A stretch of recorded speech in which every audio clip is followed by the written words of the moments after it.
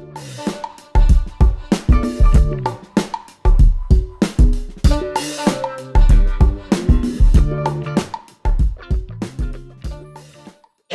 buenos días.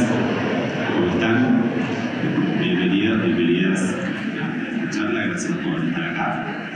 Somos de CIE Salud. Me presento, mi nombre es Franco Mota, licenciada Jennifer Baltasarre y licenciada Jennifer Polio. Hoy vamos a presentar Autismo y Percepción del Mundo. Somos un centro integral de atención en discapacidad salud mental, neurodesarrollo y autismo.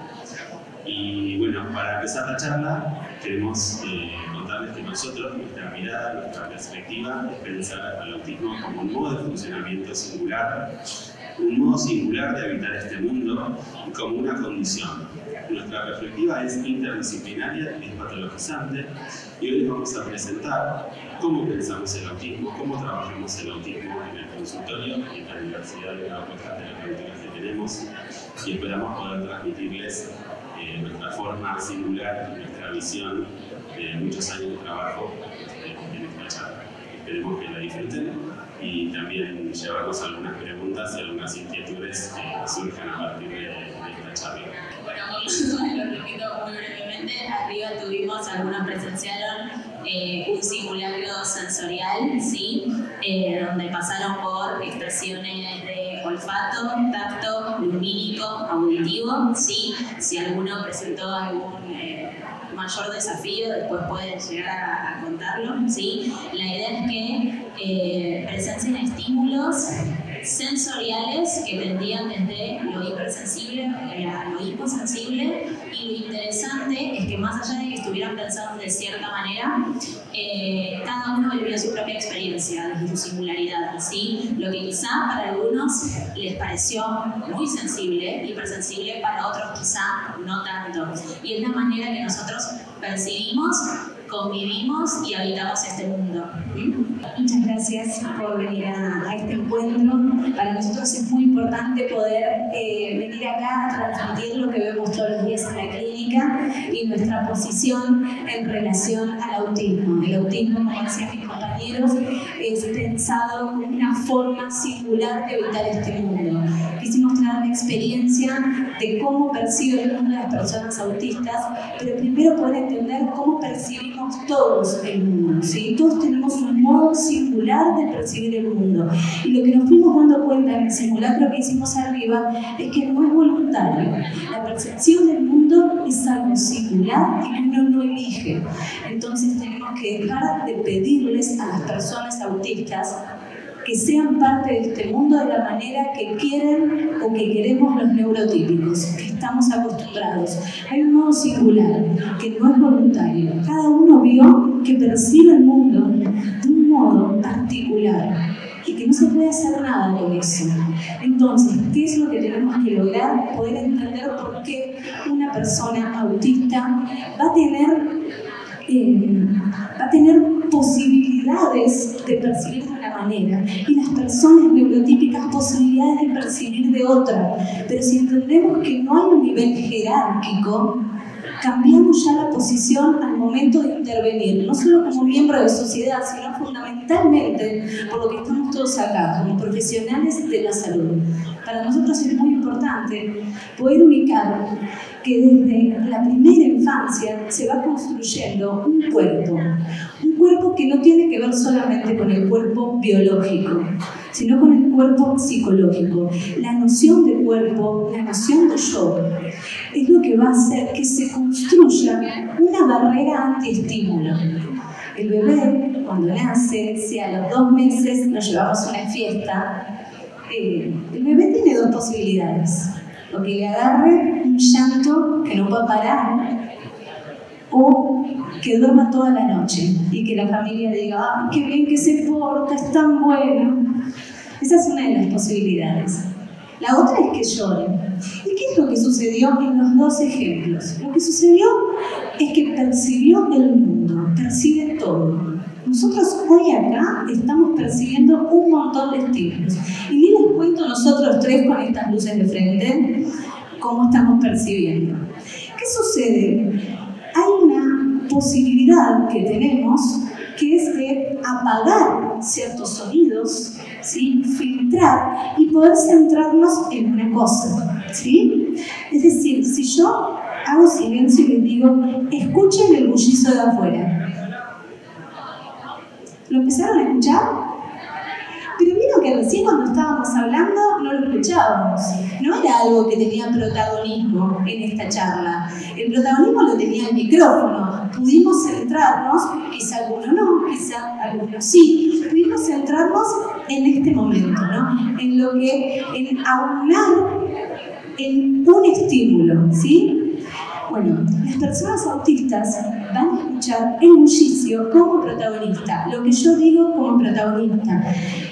¿Cómo está parado Frank como protagonista? El que levanta el celular, el que le sonó, el que hace ruidito con el taco. Todos son sonidos protagonistas, todos son estímulos protagonistas.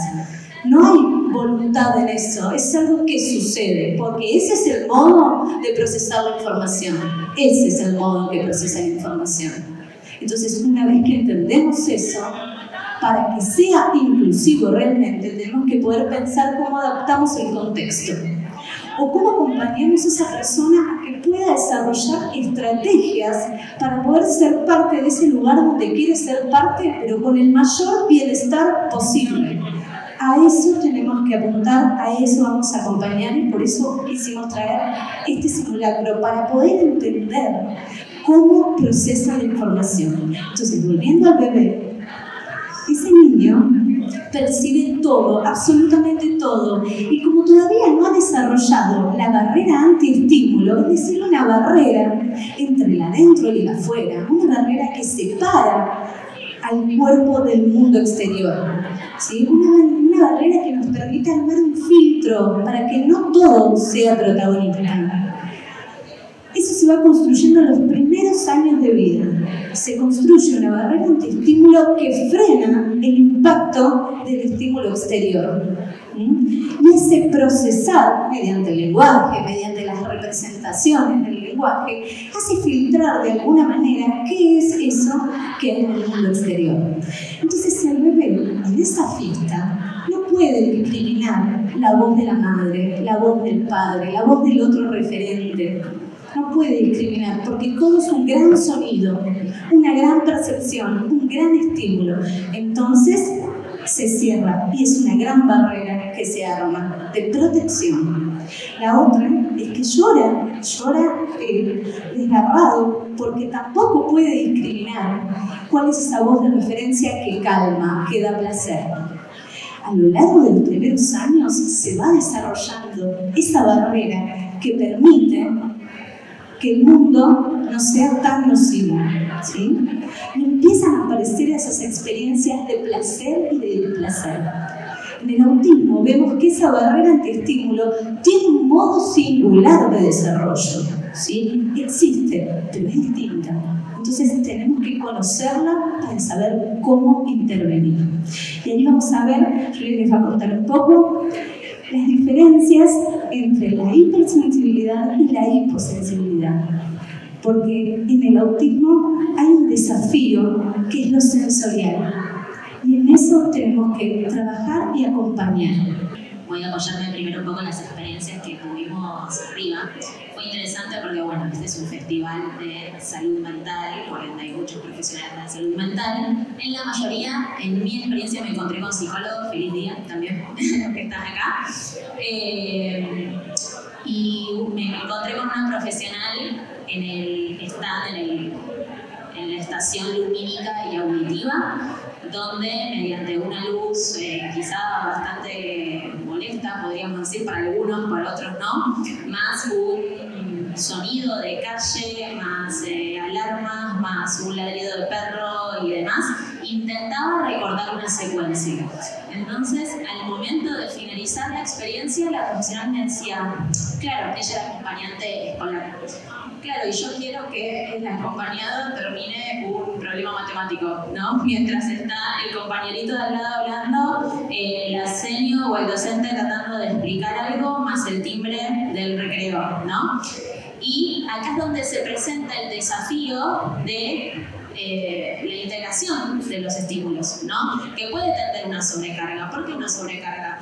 Porque quizá esa persona, si estamos hablando, por ejemplo, de una persona autista, presenta desafíos en lo que puede ser la hipersensibilidad o la hipo, ¿sí? Depende de su perfil sensorial. La hipersensibilidad tiende a una mayor responsividad o respuesta a un estímulo, ¿sí? Y la hiposensibilidad, lo contrario, menor respuesta. Quizá esa persona necesite más o menos de un estímulo, y ahí está la singularidad. No podemos esperar que una persona responda de igual manera a un mismo estímulo, ¿sí? Lo que para uno puede ser molesto, para otro no. Nosotros explicábamos en lo cotidiano, compartiendo, digamos, las experiencias y las historias de cada uno. Decir queda en el barrio de Congreso, o de Valvanera, ahí como limita. Y llega un momento que quizá, si hay alguna manifestación o demás, por momentos nos sentamos y decimos, estoy escuchando algo, y era la manifestación. Que quizá en lo cotidiano, como es algo que se repite, no nos terminamos de dar cuenta, y es como que estamos medio inmersos en lo cotidiano, que quizá para otro puede ser un estímulo molesto, ¿sí? Y acá es donde está la diversidad y la singularidad, y entender y comprender que cada uno tenemos un estilo sensorial, una manera de habitar este mundo, es donde vamos a poder acompañar, por ejemplo, a nuestros pacientes, a los usuarios, con quien trabajemos, o mismo a nosotros mismos, a poder habitar de una manera más placentera este mundo que nos rodea. Fue muy interesante también en la experiencia cómo muchos cayeron en la cuenta de que algunos estímulos eran muy agresivos y eran muy nocivos, que no estaban esperando que eso ocurriera. Cuando les decíamos por ahí qué estímulo era, ¿no? Era lavandina o era café, y cada uno tenía su experiencia singular. Y eso me parece que es muy importante, porque conocernos nos va a permitir armar estrategias singulares, y esa es otra de las cuestiones, ¿no? Nosotros en mi institución hacemos evaluaciones estandarizadas, hacemos un montón de terapias también con formas estandarizadas de trabajar, pero nunca perdemos de vista la singularidad. Nunca perdemos de vista el sujeto, el caso a caso, que es un poquito nuestro lema en todos los espacios terapéuticos que tenemos. La singularidad es una forma también de trabajar que nos distingue, que me parece que distingue a muchos de los que también estamos hoy acá. Es la forma en la que nosotros vamos a ubicar lo que le pasa a ese sujeto en singular, a ese sujeto en particular, que no hay formas para todos, que no es para todos lo mismo, sino es lo que le pasa a esa persona, respetando también que cada uno tiene la libertad de poder elegir sobre qué va a trabajar y sobre qué no. Y también me parece interesante respecto al simulacro, cómo muchos pudieron entender, ¿no? Lo que decía un poco también Julie, cómo pudieron entender cómo vive y cómo percibe una persona con autismo que tiene hipersensibilidad, y no necesariamente una persona con autismo va a tener hipersensibilidad, y no solo las personas con hipersensibilidad tienen autismo. Por lo cual, también para algunos creo que fue un descubrimiento de cómo perciben el mundo, y me parece que es muy valioso. Esto tampoco es para todos, no lo hacemos a cualquiera. Cuando una persona llega al consultorio, hacemos una entrevista, hacemos un primer contacto, y ahí es donde decidimos en un equipo interdisciplinario cuál es el camino que va a recorrer. Porque no es para todos lo mismo. Y esa también tiene que ser una forma de trabajo. Y eso tiene que ver con la mirada despatologizante. No necesariamente el diagnóstico es un destino. No necesariamente el diagnóstico va a determinar la forma que vivimos y habitamos en este mundo. Y eso es muy importante para tenerlo en cuenta en el momento de trabajar. Porque si no, vamos a tratar a todos de la misma manera. Si no, el diagnóstico va a opacar y va a soslayar la singularidad y eso que hace a esa persona única. En TESIL tenemos una construcción armada acerca de cómo pensamos a las personas que vienen a consultar. Hace ya un tiempo que la mayor población que nos elige son personas autistas, son familias que eligen nuestra institución. Tenemos una responsabilidad ahí, que es acompañar a la familia. Y acompañamos a la familia a que acepten el hijo, la hija que tienen, con esas características singulares que hacen que sean, que tengan posibilidades de hacer otras cosas, ¿sí? Del día a la mañana poder tener un trabajo donde esa condición sea una posibilidad, ¿sí? Es una posibilidad que puedan centrarse en los detalles, ir de los detalles al todo, ¿sí? Ver el árbol y no ver el bosque en un principio, pero necesitar ver al detalle el árbol para después encontrarse con el bosque, ver todos los árboles del bosque. Eso es una posibilidad. Nosotros muchas veces, los neurotípicos, nos perdemos de los detalles. Es un esfuerzo que tenemos que hacer, poder ver los detalles, ¿sí? En general vemos primero un par de lentes y no la forma del lente, el material en el que está hecho, ¿sí? Si es fino, si es delgado, si es rígido. No nos detenemos en eso. Y eso nos pasa en la vida. Así se nos pasan cosas para el lado que no registramos, que las percibimos, pero no tomamos conciencia a priori de todo lo que percibimos. Porque claro, cuando uno toma conciencia de todo lo que percibe, es terrible. Se la pasa mal, ¿no? Cuando uno percibe absolutamente todos los estímulos de afuera. Entonces la barrera de autoestímulo nos protege de eso. Las personas autistas van a un shopping y ven y son conscientes de absolutamente todos los estímulos que perciben. Nosotros los percibimos, los neurotípicos. ¿Y qué nos pasa? Salimos de un shopping después de estar 3 horas y nos duele la cabeza, por supuesto, porque percibimos un montón, pero no tomamos conciencia. Che, ¿por qué nos duele la cabeza? Y nos duele la cabeza porque fue una cantidad de estímulos, música, grito, luces que titilan, que entras a un local hay una música, entras a otro hay otra, y después quieres salir, huir despavorido. Bueno, personas autistas desde que entran tienen conciencia de que eso que están percibiendo es un montón, ¿sí? Tenemos un mundo armado para tener que ser capaces de estar bien en esos lugares, con una sobrecarga de estímulo, ¿sí? Nos estamos adaptando, estamos teniendo el desafío de adaptarnos todo el tiempo a una velocidad que nos excede, que nos genera burnout, que nos genera estrés, que nos genera ansiedad. Y creemos que estamos bien con eso. Eso es lo más loco. Las personas autistas a veces se dice que tardan más en hacer las cosas. No tardan más. O sí, pero está bien. ¿Por qué tardan más? Porque pueden ver el detalle. Ven todos los detalles para después ver el todo y tomar una decisión. ¿Cómo sería el mundo si pudiéramos encontrar en eso una cualidad para un futuro trabajo, por ejemplo, para una futura profesión? En eso acompañamos a las familias en decir, a que puedan ver esos rasgos distintivos. Sí, por supuesto, primero van a tener que hacer un duelo, porque esperan que cambie, esperan que mejore, esperan que se comunique distinto. No me mira a los ojos, dice la madre. No juega con el hermano. Y yo le empiezo a preguntar, ¿no juega con el hermano? Pero ¿está en la misma habitación usando su juguete favorito? Sí, se queda siempre cerca del hermano. Entonces sí se está relacionando con su modo singular de vinculación. No es que no le importa el otro, le importa, se comunica, se relaciona, pero con su modo singular. No te mira a los ojos porque eso le genera ansiedad, ¿sí? No necesita mirarte a los ojos para comunicarse con vos. Es un aprendizaje mutuo de la persona autista y del que está del otro lado. La familia tiene que aprender. La persona autista va a tener que generar recursos para poder mostrarle al otro el amor. Pero el otro va a tener que aceptar la forma en que da amor la persona autista. Va a tener que aceptar la forma en que recibe el amor y en que necesita recibir ese amor.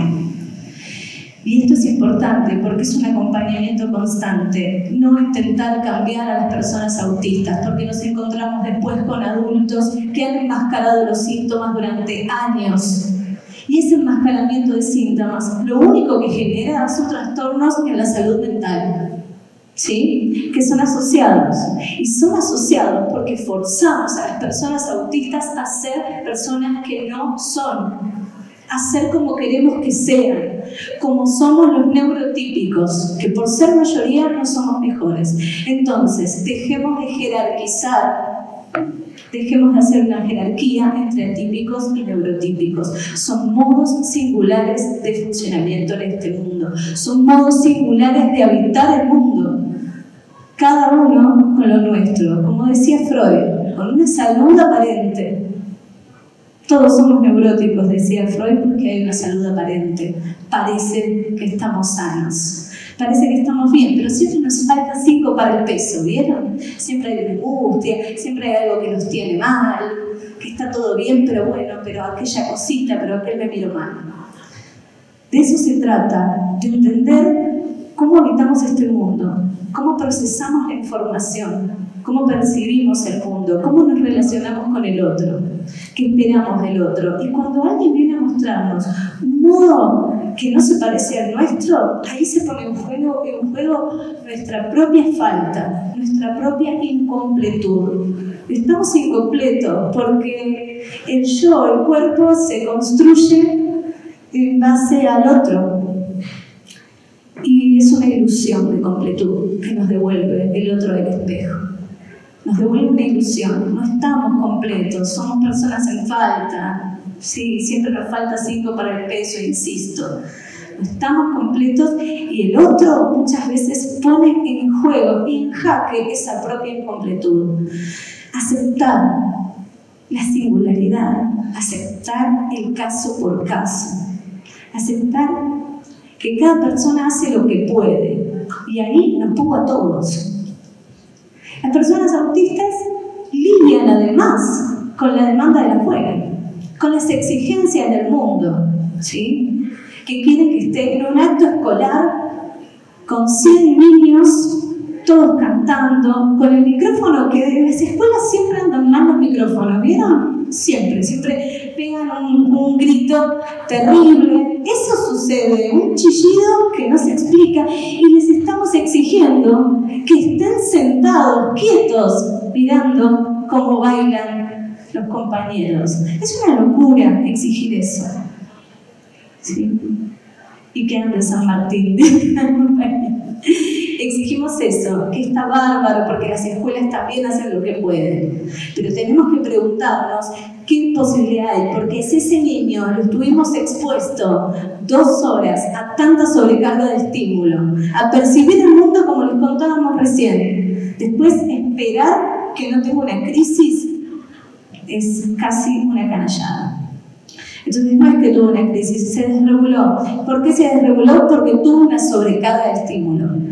Tuvo una sobrecarga de estímulo porque no cuidamos el contexto y porque el contexto no fue inclusivo. Entonces, entendamos cuáles son los apoyos que necesita esa persona, cuál es la estrategia que necesita tener esa persona para poder estar en ese lugar, en ese momento particular. Y cuidemos de que no se enmascaren los síntomas. Cuidemos a las personas que tenemos alrededor. Acá somos todos profesionales de la salud o futuros profesionales de la salud. Tenemos la responsabilidad de acompañar a esas familias, a esos niños, a esos jóvenes, a que no se conviertan en adultos con problemas de salud mental porque les estuvimos exigiendo que estén en este mundo como quiere el neurotípico, con las exigencias capitalistas, ¿sí? De todo rápido, ahora terapia breve, terapia rápida, todo se tiene que resolver de inmediato. Tenemos que poder hacer muchas cosas al mismo tiempo y ahí vamos a ser mejores. Y la persona autista va a hacer de una cosa, pero lo va a hacer perfecto, lo va a hacer bien. Dejemos de desarrollar las pasiones y dejemos de verlo como intereses circunscriptos. No son intereses circunscriptos, son pasiones, son lugares, cosas en lo que pueden ser muy buenos si los dejamos expresarse, si dejamos que se abracen a eso y no le pedimos que se interese por muchas cosas. Cada fútbol, pintura, inglés, no, ¿cuál es su pasión? Dejemos que lo desarrolle. No es un interés circunscripto como una dificultad, no es una dificultad, es una posibilidad, es una condición. Genera un montón de cosas en cada uno de nosotros, es verdad, genera un montón de cosas en las familias. Las familias no saben qué hacer, están desesperadas y encima de las obras sociales le piden que se modifique la conducta y ver las mejorías en un número. Y ese es el mundo en el que estamos, pero tenemos la responsabilidad de por lo menos tener una posición al respecto. Y esa posición ética es lo que va a hacer la diferencia, porque somos profesionales. Y nuestra profesión tiene una ética. La ética nuestra de Decir Salud es la ética del caso por caso, de respetar la singularidad y de lograr que cada persona habite este mundo de la mejor manera posible. Cada persona que elige venir a nuestra institución tiene que saber que Decir la va a acompañar. Les agradezco muchísimo por escucharnos y estar hoy acá.